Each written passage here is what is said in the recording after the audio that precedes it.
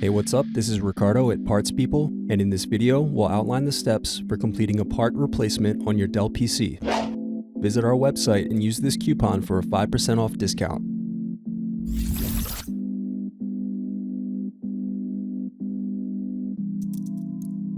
First, unscrew and remove bottom cover access door.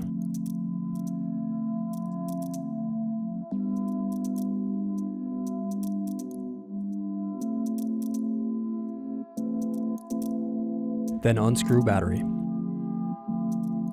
Now remove and unplug battery. Now unplug hard drive cable. Now unscrew and remove hard drive. Next, unscrew and remove caddy.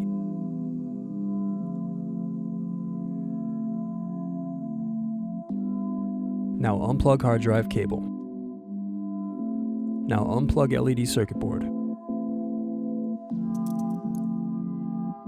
Then unscrew and remove LED circuit board.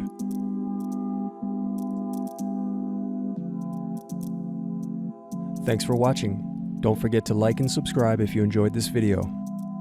And if you need more, check out this playlist to watch other tutorials for your laptop. You can also click here to find parts for your laptop at partspeople.com.